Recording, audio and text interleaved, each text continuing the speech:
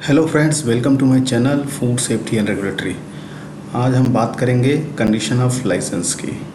उससे पहले आप मेरे चैनल को प्लीज़ लाइक और सब्सक्राइब कर दीजिए। एफएसएसएआई में कंडीशन ऑफ लाइसेंस होता है जो एनेक्सर 3 में दिया होता है।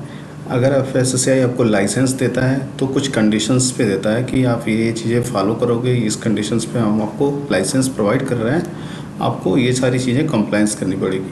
तो क्या क्या कंडीशंस एफएसएसएआई ने रखा है और कैसे हमको फॉलो करना है, वो उसके बारे में हम बात करेंगे। अगर आप कंडीशन ऑफ लाइसेंस फॉलो नहीं करते हो तो फिर उसको नॉन कंप्लायंस माना जाता है, उसको आप रूल ऑफ वायोलेशन माना जाता है और उसके अकॉर्डिंग आपके ऊपर पेनल्टीज़ लगती है डिफरेंट एक्ट में।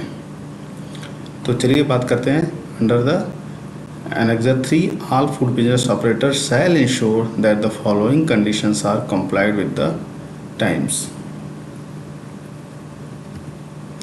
तो condition of licence 14 main condition of licence हैं जिसके बारे में बात करेंगे। पहला है display a true copy of the licence. Means कि आपका जो एफएसएसआई का लाइसेंस है उसकी एक ट्रू कॉपी आपके प्रीमाइस में डिस्प्ले होनी चाहिए, पहली शर्त यह है। दूसरी है give necessary access to licensing authority और their authorise person to premise. अगर कोई एफएसएसआई का ऑफिशियल आता है तो उसको आप एक्सेस दोगे लाइसेंसिंग अथॉरिटीज़ और their authorise person in the premise. अपने प्रीमाइसेस में उसको आने का, एक्सेस करने का, विजिट करने की authority. Inform authorities about any change और मॉडिफिकेशंस। कोई भी आप चेंज करते हो अपने प्लांट में, मशीन्स में, प्रोडक्ट में, कुछ भी करते हो आप प्रोडक्ट बढ़ाते हो, घटाते हो, आपकी नॉमिनी चेंज होता है, एनीथिंग, तो आप उस अथॉरिटी को आप अपडेट करोगे। तीसरी शर्त है। चौथी है employ at least one technical person. Technical person आपके पास होना चाहिए एटलीस्ट वन, जिसके जो साइंटिफिक बैकग्राउंड का हो, जिसको टेक्निकल नॉलेज हो रिगार्डिंग फूड हैंडलिंग और फूड सेफ्टी। एटलीस्ट उसकी क्वालिफिकेशन बीएससी हो या डिप्लोमा हो।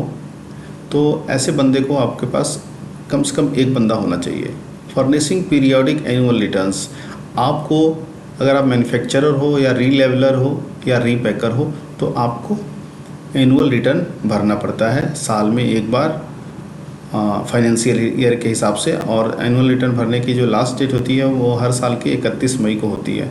अगर आप मिल्क एंड मिल्क प्रोडक्ट बना रहे हो, डेयरी प्रोडक्ट बना रहे हो, तो आपको एनुअल रिटर्न हर 6 महीने पे भरना पड़ता है, ठीक है। और अगर आप एक्सपोर्टर हो तो आपको एनुअल रिटर्न क्वार्टरली भरना पड़ता है अगर आप एक्सपोर्ट करते हो तो। Ensure that no product other than the product indicated in licence. आपने जो प्रोडक्ट लाइसेंस में ले रखा है काइंड ऑफ बिजनेस में, उसी को आप बनाओगे। उसके अलावा आपको कोई प्रोडक्ट नहीं बना सकते हो। अगर बनाते हो तो that will be the violet the FSSAI regulations. Maintain factory sanitary hygiene. आपका जो शेड्यूल 4 है जो हाइजीन सैनिटरी कंडीशंस जीएमपी के बारे में बात करता है, उसको आपको अप टू डेट रखना है, मेंटेन रखना है। ये हो गई 7 शर्तें, कंडीशंस। अब 8वीं क्या है? Maintain daily records production raw materials. आपको जो भी प्रोडक्ट आपका बन रहा है उसका एक एक रिकॉर्ड होना चाहिए आपके पास। प्रोडक्शन का रिकॉर्ड, रॉ मटेरियल का रिकॉर्ड, कौन सा रॉ मटेरियल यूज़ किया, किस लाइन पे आपने चलाया, उसके पैरामीटर्स क्या थे, उसके क्वालिटी पैरामीटर्स क्या थे, क्या कैसे चेक किया था, सब कुछ आपने डिस्पैच कब किया, ठीक है, कहाँ कहाँ डिस्पैच किया, everything should be there.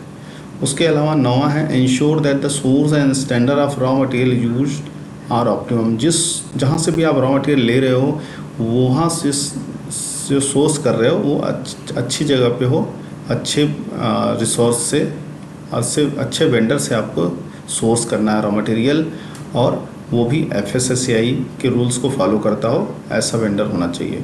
Food business operator shall not manufacture any premises not effectively separated. आपका जो फूड मैन्युफैक्चरिंग का जो प्रीमाइस है वो सेपरेट होना चाहिए। मतलब वहाँ पे टॉयलेट वगैरह से दूर होना चाहिए, मतलब कोई स्मेल वाली जगह है वहाँ से दूर होना चाहिए, फिजिकली सेपरेटेड होना चाहिए। तो ये हो गई 10वीं शर्त। 11वीं क्या है conditions? Ensure clean in place system. अगर आपका प्लांट में ऐसा कुछ बना रहे हो जहाँ पे एक क्लीन इन प्लेस में CIP करना ज़रूरी है, तो उसकी एक डिफाइंड शेड्यूल पे क्लीनिंग होती है। जैसे कि बेवरेज में क्लीनिंग इन प्लेस होता है। क्लीनिंग इन प्लेस मीन्स कि आप बिना लाइन को डिसमेंटल किए हुए, बिना उसको खोले हुए ही आप अपनी पूरी लाइन को साफ़ कर दो, ऐसा सिस्टम होना चाहिए। तो जैसे बेवरेज वगैरह में होता है, वहाँ पे क्लीनिंग इन प्लेस होता है, CIP होती है। इस तरह का अगर सिस्टम है तो आपको उसको फॉलो करना चाहिए। अदर क्लीनिंग मेथड है, हाँ, COP है, क्लीनिंग आउट प्लेस, तो वो आपको अडॉप्ट करना है। 12वां है ensure testing of relevant chemical. आपकी जो भी केमिकल एंड माइक्रोबायोलॉजिकल टेस्टिंग है, उसके अलावा जो स्टैंडर्ड टेस्टिंग है, जो FSSAI का प्रोडक्ट का स्टैंडर्ड है, जैसे pH हो गया, एसिडिटी हो गई, TSS हो गया, बहुत सारी चीज़ें होती हैं प्रोडक्ट के हिसाब से, उसकी टेस्टिंग आपको हर 6 महीने पे अपने प्रोडक्ट की करानी है। तो ये हो गया। इसके अलावा आपको अगर रॉ वाटर यूज़ करते हो आप, तो पोर्टेबिलिटी टेस्ट IS 10500 के हिसाब से कराना पड़ता है। 13वीं जो शर्त है, ensure that as much as possible that required temperature shall be. अगर आपका कोई प्रोडक्ट ऐसा है जिस पे टेम्परेचर, कंट्रोल टेम्परेचर की ज़रूरत है, जिसको कंट्रोल टेम्परेचर में आप रखते हो, चिल्ड रखते हो, फ्रोजन रखते हो, तो वहाँ पे आपको टेम्परेचर की मॉनिटरिंग और डाटा लॉगर से ये सब करना पड़ेगा, और उसके डॉक्यूमेंट्स भी आपके पास होना चाहिए।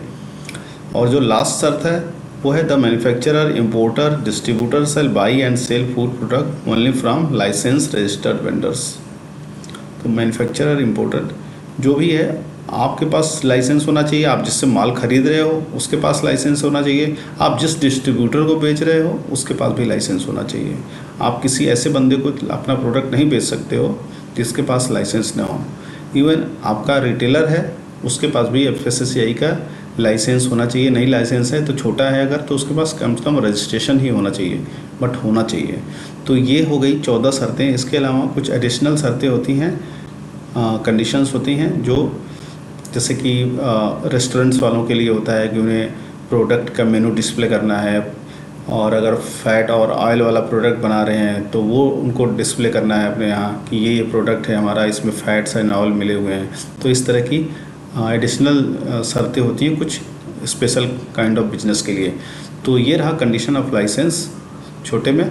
अगर आपको ये वीडियो पसंद आया हो तो प्लीज़ मेरे वीडियो को लाइक करिए, चैनल को सब्सक्राइब करिए, और अगर आपको और भी किसी टॉपिक पे वीडियो चाहिए तो बताइएगा।